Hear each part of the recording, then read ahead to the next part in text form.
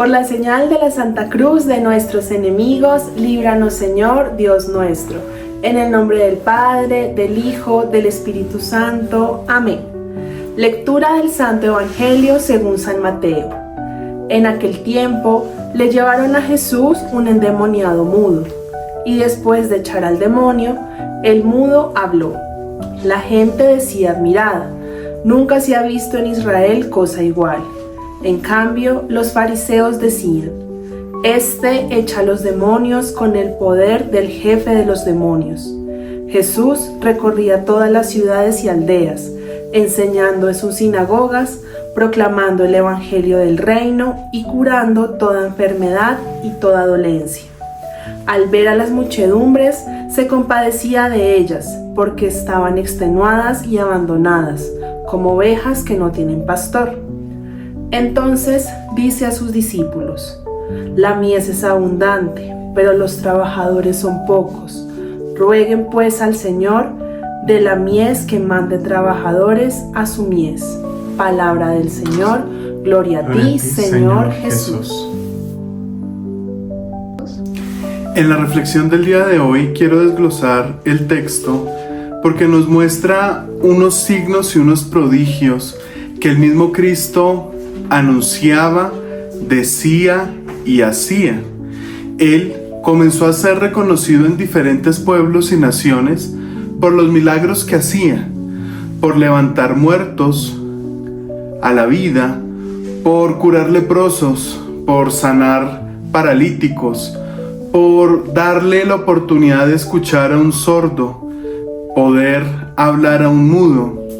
Y entre sus múltiples milagros encontramos este que el mismo texto nos anuncia, y es aquella apertura de encontrarse cara a cara con el mal y poder liberar a aquellas personas que estaban bajo el yugo del demonio. Y aquí encontramos que el mismo Cristo no le tiene miedo al que dirán, no le tiene miedo a lo que hablen, y mucho menos al maligno. El mismo Cristo, solo con su presencia, solo con hablar, solo con ordenar, los demonios hacían caso. Y aquí vemos que el mismo Cristo era reconocido por sus signos, por sus prodigios, por lo que hacía, que incluso muchos comenzaban a reconocerlo, a verlo y a decir: este es el enviado de Dios. Pero también habían unos, como los sacerdotes, como los fariseos, que en vez de reconocer los signos y los prodigios enviados por el Padre, lo que hacían era juzgar. Y a pesar de que veían el milagro, entonces le ponían el lado opuesto de: este hombre no ha liberado por gracia de Dios, sino por el mismo maligno.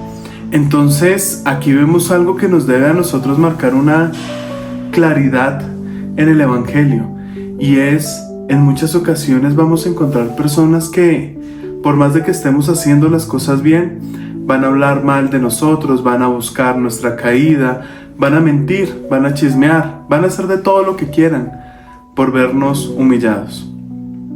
Si el mismo Cristo, el Hijo de Dios, vivió esa situación y fue piedra de escándalo para muchos, no se te haga raro que nos pase a ti y a mí.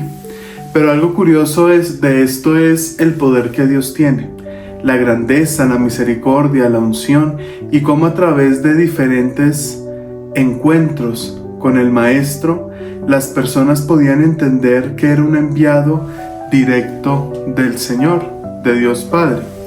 Por eso aquí encontramos que Jesús recorría todas las ciudades y aldeas, enseñaba en sus sinagogas, proclamando el evangelio del reino y curando toda enfermedad y toda dolencia.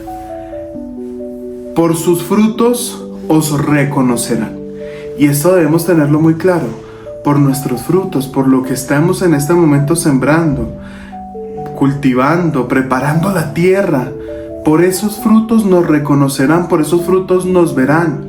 Incluso desde el servicio vale la pena reconocer que no nos interesa que nos vean a nosotros, porque nosotros solo somos simples instrumentos que hacemos lo que teníamos que hacer. Como nos dice la palabra y las Sagradas Escrituras, siervos inútiles que solo hacen lo que tenían que hacer. Y aquí encontramos ese reconocer al pastor como ovejas que no tienen pastor, aquellas personas que no reconocen a Jesús como su Señor, como su pastor. Pero acá hay algo curioso: al ver a la muchedumbre se compadecía de ellos porque estaban exhaustos y abandonados. Aquí vemos a un Jesús que por más de que lo estén creando injurias, se preocupa por el otro. Y nuestra misión es esa. Nuestra misión no es buscar la destrucción o la caída de la persona que viene a hacernos daño, sino más bien es encontrar en el otro, por más antitestimonio que sea, intentar ver en el otro el rostro de Jesús.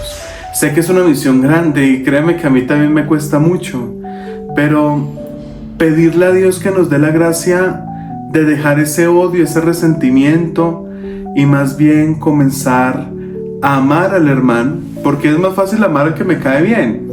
El que es chévere, el que es atento, es chévere y es fácil, pero cuando el hermano es aquel que en esencia nos genera un conflicto interior, es ahí donde la misión del Evangelio se torna cada vez más difícil. Por eso quedémonos con la enseñanza que le da Jesús a sus discípulos. La miel es abundante, las gracias son abundantes, pero lástima que los obreros sean pocos. Y esto es fundamental porque en muchas ocasiones vemos que la iglesia es grande, eterna, pero también encontramos que hay en diferentes ciudades y países templos completamente vacíos, donde no encontramos laicos capaces de servir. La mies es mucha y los obreros pocos, y la miel carga esas gracias de Dios, esa buena nueva, esa misión salvífica, es encontrarnos cara a cara con el Maestro. Es allí donde nosotros debemos ser garantes y llevar esa miel, llegar a trabajar por el reino, el consagrar el domingo con nuestra familia e ir a la Eucaristía. Miren, la iglesia es tan perfecta que hasta para los niños está Infancia Misionera, para los jóvenes está Revolución Juvenil, Éfeta, etc.